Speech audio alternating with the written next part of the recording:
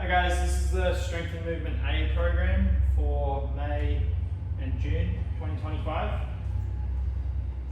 We're working on some squats in this program, and there's sort of two focuses in the squat. It's like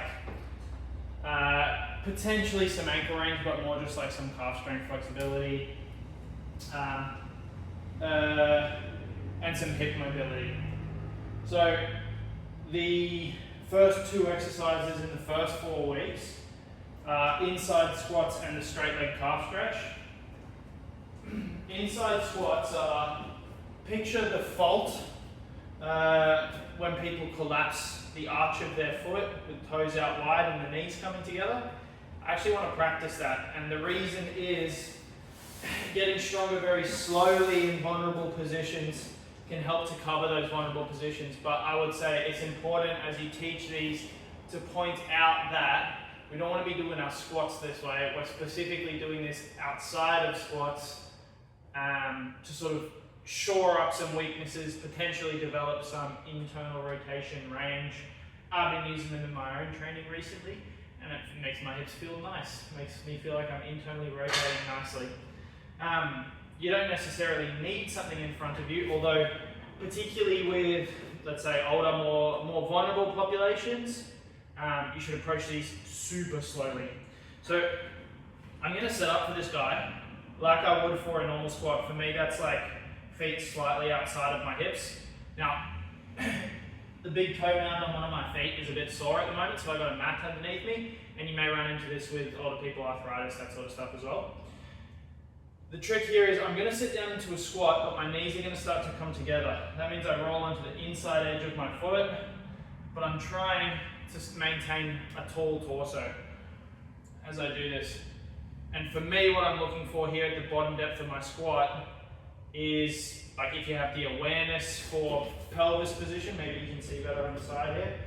If you have the awareness for the pelvis position, once you start to feel it going to round under, you've run out of internal rotation range, so you can end the squat there.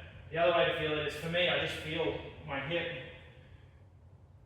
I can feel the stretch on the inside of my hip.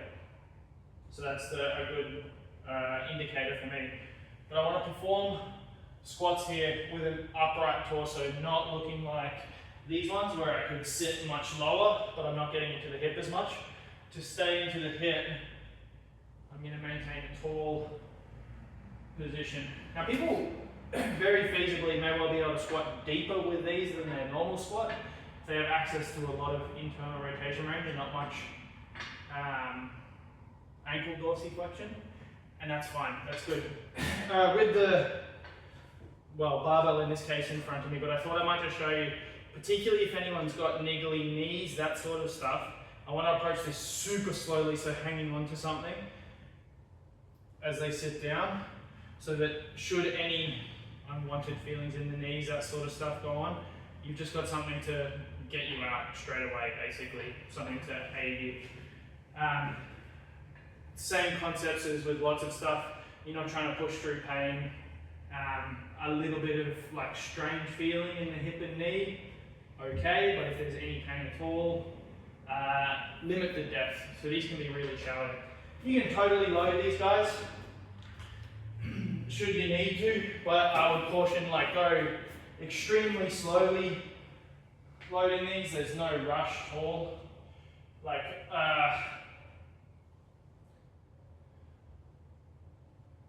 it would only be if somebody has extreme range and already is displaying like quite a bit of strength in other squatting variations.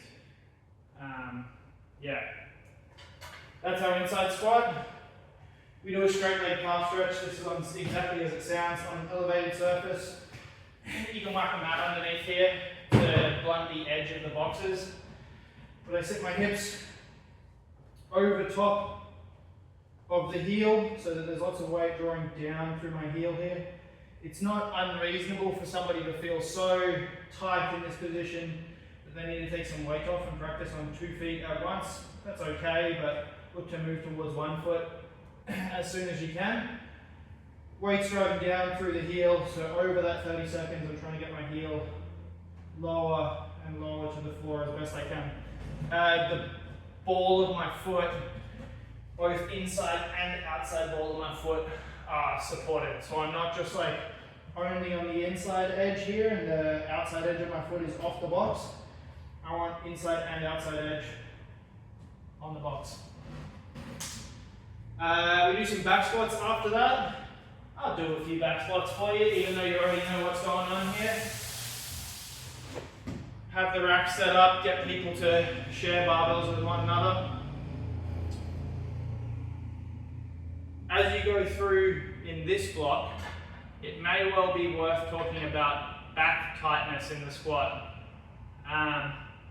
It's a topic we can dive into a little further, but in the interest of keeping the video shorter, the way to feel about this is set your hands, set the position of your back, stand up, take a couple of steps back. To feel tightness in my upper back here, I'm going to draw the bar down into my back as if I'm trying to bend it over my back.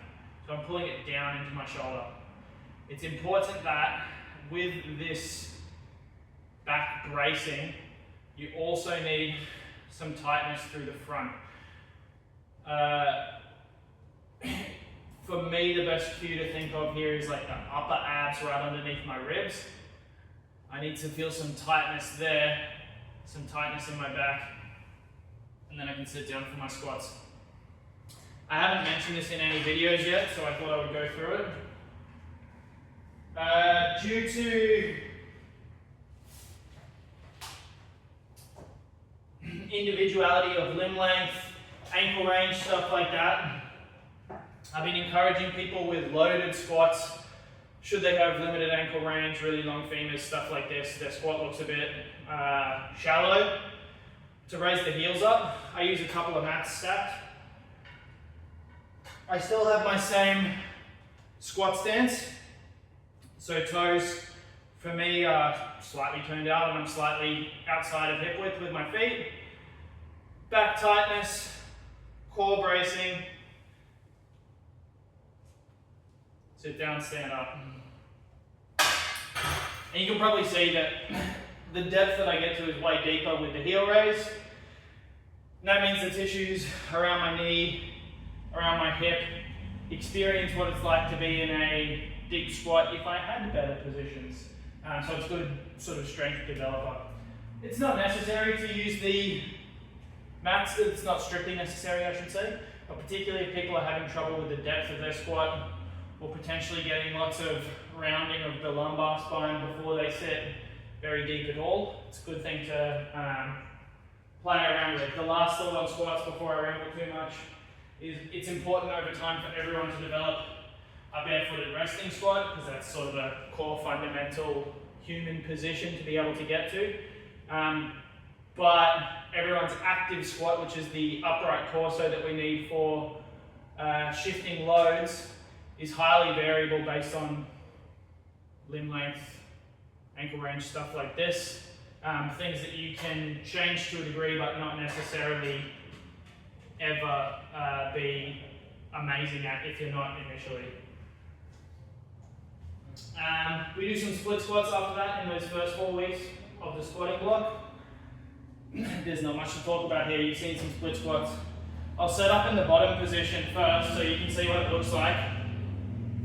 It's largely kind of 90 degrees at each knee, toes tucked under, a little tiny bit of forward lean to feel the front hip as you sit down, but not so much that this knee drifts forward and you lose all feeling of load through the back leg. You want those knees to bend somewhat equally. I feel the hip in the front leg, I feel the quad in the back leg. We do those guys for sets of 8 on each side, obviously. I'll go through I might do the accessory exercises for those first 4 weeks first. No, I won't. I'll take you through the main lift for the second 4 weeks first. So, continuing on the road of hip mobility, This one's a gentle hip mobility piece. Doesn't have to be loaded or anything like that necessarily. But it's like a stability and hip mobility piece, let's say. You're going to, I might show you on the side first. Hopefully you can see me under the barbell there. Knees under hips, tuck the toes. I get this really slight feeling of a posterior pelvic tilt.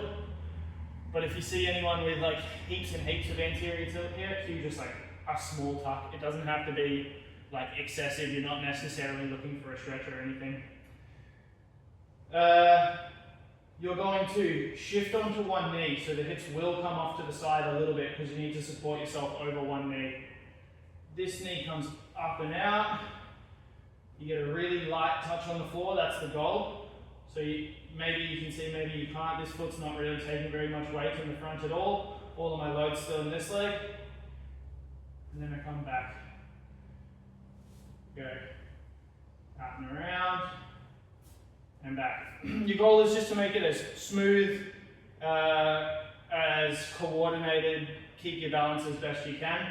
I'm showing you with a broomstick here, and this may go awry, but ultimately, the goal would be to practice these without a broomstick.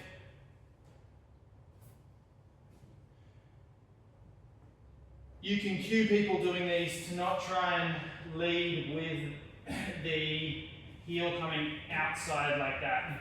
The feeling once you leave the ground is that the knee comes up and out. Knee comes up and out.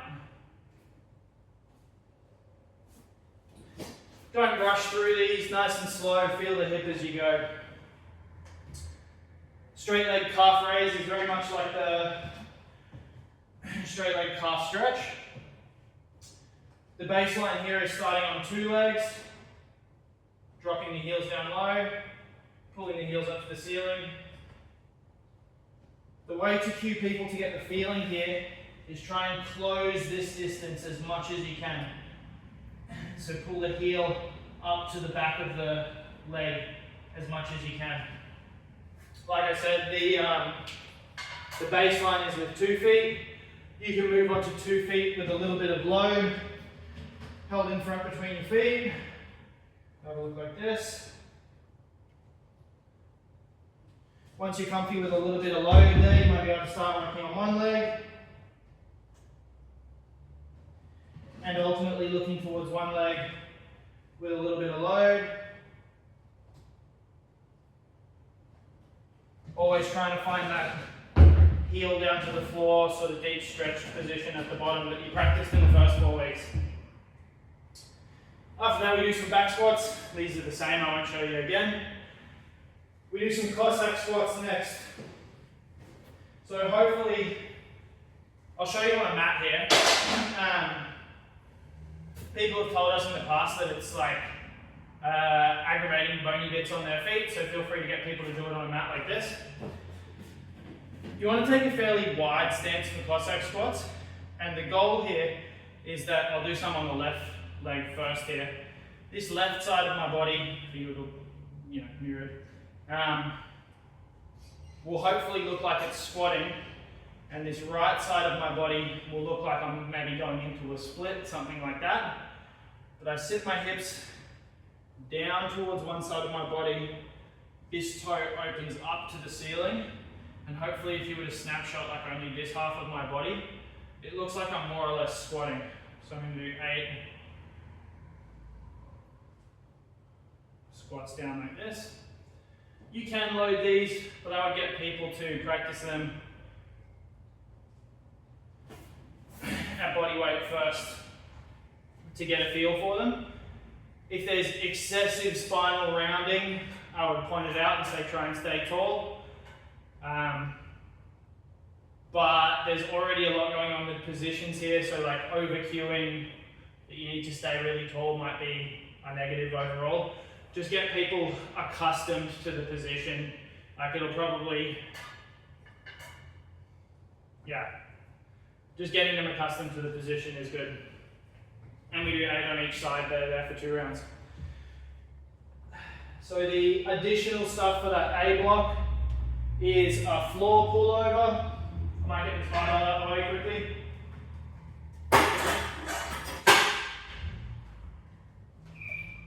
broomstick here. I'll show you on a mat because people like to lie on mats when they're on the floor, and I'm okay with that. But just know that there's no reason why you need a mat here. As I go for a pullover, I'm going to set my hands at about shoulder width. Now the goal here is that when I go over my head, my elbows don't open up super wide like this. It's going to be difficult for me to show you that on the floor, but the feeling that I'm getting is that I'm pulling my elbows together, even though the actual effect that has is just trying to line up hands, elbows, shoulders in a row. Now, the angle of your elbow here can vary, but I don't want you to practice with straight arms, so it won't be straight like this. It'll be just a little bit bent. It actually makes it easier the more bend you get. So I'm technically okay with a bend like this, but being closer to that long position is good. I'm thinking about pulling my elbows together, lifting the load up above my head. Pull my elbows together as I lift the load. You can see the angle of my elbow here. It doesn't really change very much.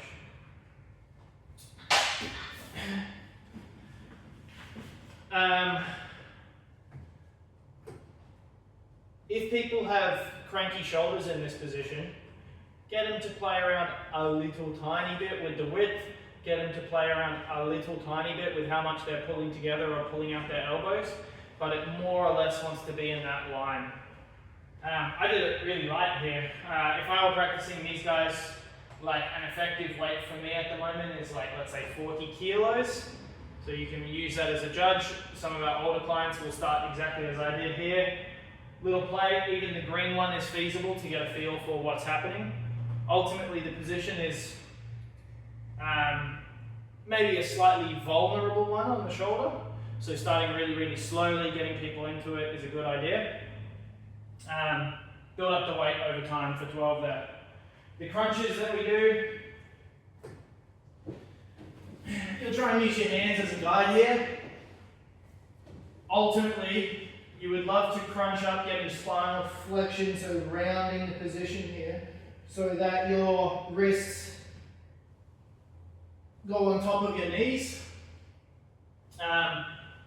When people start this, it may look like sort of just the fingertips getting up on top of the knees, and that's totally fine. You can use the distance on your hand as the guide here.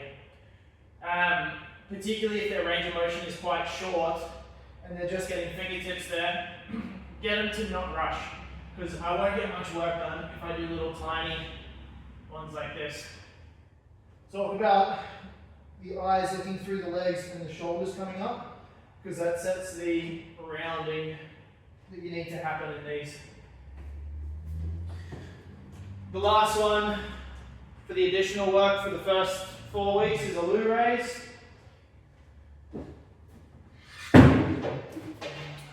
I want people to, with palms forward, raise the load up through the outside and overhead. Arms are straight for this one.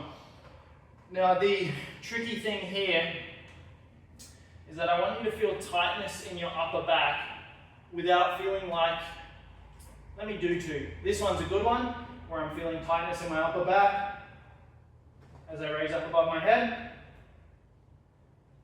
This one is the fault, and it's with ribs drawing forward as I raise up.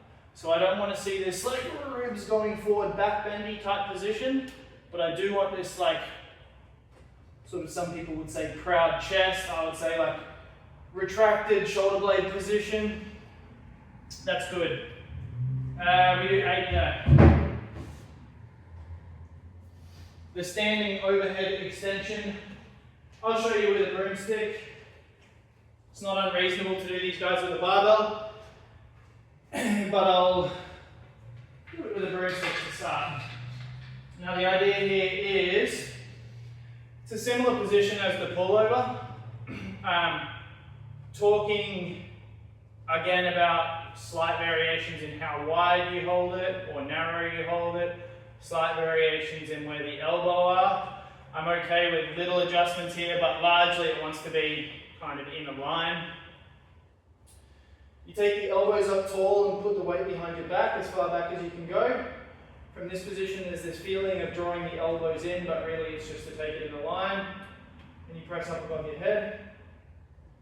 Now the idea here is that the elbows want to feel like they're staying in more or less the same place. And when I say more or less, you can see my elbows are moving around, and that's totally fine. You know, small movements back. The fault here would be trying to do one that looks like this, or like really excessively, starting with the elbows forward, sort of here, and pulling them back as you go up over your head. That'll be the fault. You run into people with shoulder range. That means they're doing ones that look like this, with their elbows quite a bit forward of their head. And that is okay, so long as there's limited pain, well, let's say no pain but limited discomfort, and the load is right for them, go for it, that'll be fine. That's the standing overhead extension. The cross crunch looks a lot like a crunch, because it is, but there's just a tiny rotation element, wherein now instead of trying to get my fingertips straight up through the middle, I'm going to put two hands on one side, and I'm focusing on this bottom hand, trying to get that wrist up over the knee.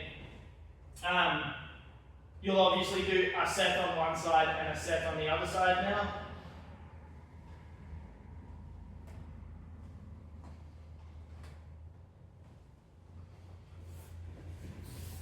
It'll just get some tissue that's like slightly off to the side, not necessarily just the transverse abdominis. We do some upright rows here as well, do them with a kettlebell. You need to get people to practice these first to check for any shoulder ouchie type stuff with no load. The trick here is that my elbows lead the movement. I'm not trying to do this move where my hands lead up first. I'm trying to do this move where my elbows lead up first. And I have a little bit of, again, that retraction going on in my shoulders. So I don't want this move. I would love a little bit of retraction through the shoulders as I lift here. Again, with the weight, I hang on to the top of the kettlebell, not on the horns. A little bit of retraction with the shoulders, lead with the elbows.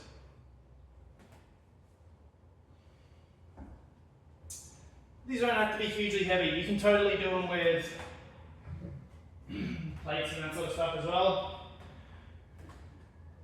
People end up doing this move, that's great. Sweet, so that's all the stuff for this block. Good luck.